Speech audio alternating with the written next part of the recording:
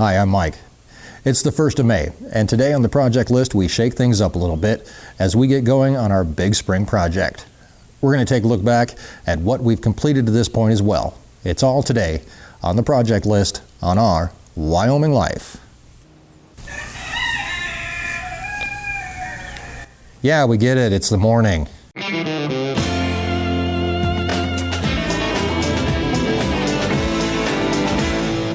Welcome to our Wyoming Life and the project list. This board behind me, well, this is the list. It's a constant growing list of things that need done around here on the ranch. We add to it and we take away. If this is your first time here, please consider subscribing as we take you along to explore the ranch life and escape the ordinary 3 times per week with videos from all over the ranch, from the pastures to the gardens. Today, we're going to be putting the project list on hold. Don't worry though, that doesn't mean we've run out of things to do. It just means that we're going to start a big project starting today, and we need to get it done. We're going to get to that in a few, but first, one task that we have to do that is no fun, and it needs done. Number 13 has been our sick calf. He was brought into the barn the first time after his mom brought him to us. She knew something was wrong that she couldn't fix. We brought him in, he was dehydrated and his body temperature was way low. We nursed him back to health that first time. And then we gave him back to his mom in the corrals where she could monitor and we could keep a close eye on them. And then about a week later, he fell ill again with the same symptoms.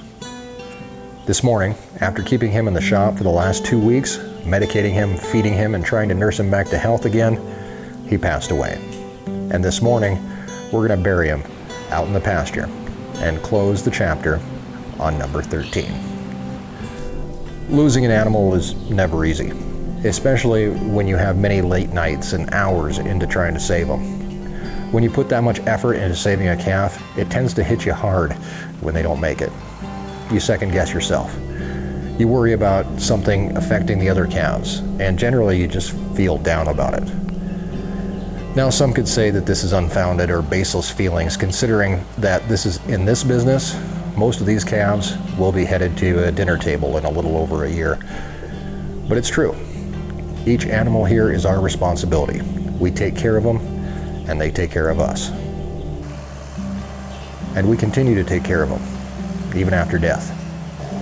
We like to think that we're part of something much bigger than ourselves. Each day, millions of families sit down to dinner, and although losing one calf isn't going to cause anybody to starve or grow hungry, and it's not going to break the ranch, hopefully, it's just the principle of the thing. In the end, there are hundreds of animals out here that might need my help as well. Not as much as number 13, but just the same. With him buried, his story is over. But our story continues, and so does the project list. Today we start our new Tuesday video series and really get you inside the day-to-day of the ranch with the project list on our Wyoming Life. We started the project list on November 28th, 2017. Actually, this list has existed for years prior to that. It started as a way to help hired hands keep on task. Probably not the reaction you wanted, but there's a dead cat right there. I know. I would put something on the board, and when they found themselves without something to do, they could go to the board, pick out a project, and get busy. Now, it's evolved into a way to keep me on task as well. And from our very first projects that we've tackled together, from breaking the ice on stock tanks to cleaning out pig corrals, I've drug you along through dirty jobs, through dangerous jobs, and even a few unexpected adventures. We've helped each other. You've given me solutions to problems, and I've tested theories. We've worked on equipment, and we went out and checked cows in the middle of the night. But now, the project list gets to evolve a little bit as we tackle our big spring project. And like any good project, it comes from the wife. We have 2 weeks to build a new high tunnel. The high tunnel parts are here already. They arrived about a month or so ago, but spring storms and weather have kept us from working on it until now. It's not a small project, We have started some of the dirt work required to complete the pad where it's going to sit, but all that still needs to be leveled and finalized. We had a good rain last night, so working out on the site of the new high tunnel is out until it dries up a little bit, but that's okay. We have plenty of prep work to get done. First, we can inventory all the parts of the new high tunnel. Since the boxes broke when it came off the truck, we want to make sure that everything is here and accounted for. This new project will take up our next few project list videos for a little while. Each Tuesday, my plan is to catch you up on what we've been doing the previous week, and then take you with me for that day. When we're done building it, we're also going to put together an instructional type video for people who may want to build their own. I can tell you that when we built our first high tunnel, we had nothing but the instruction manual. Over the years of dealing with it, we've learned a few tips and tricks that we can't wait to pass along to the next builder, and hopefully it'll make it a little bit easier for them. Let somebody else learn from our mistakes and benefit from our experience. I would have killed for that when we built our first high tunnel. With the inventory complete and all the parts here, we can get to building.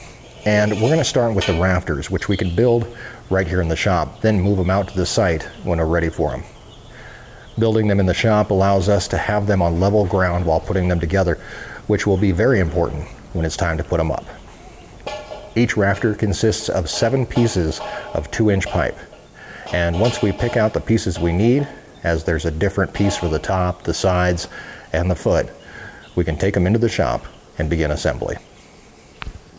It's not too difficult to put together. Although slipping the pieces together can be a bit of a pain, they are stubborn, but with a few smacks of the rubber mallet, they slip together. And once the whole thing is dry fitted, we can go ahead and start attaching them together with tech screws. The instructions say I need to use 50 pounds of force. Not really sure how I'm supposed to measure that, but it goes together smoothly enough. Only 18 of these left to build.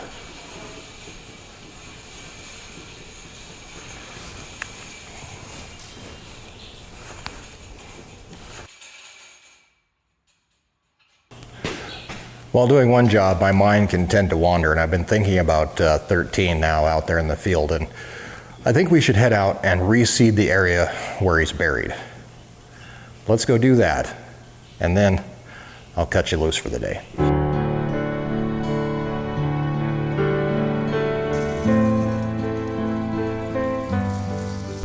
One last thing out here that the girls asked me to do since they couldn't be here when we buried him is to put his ear tag in the ground.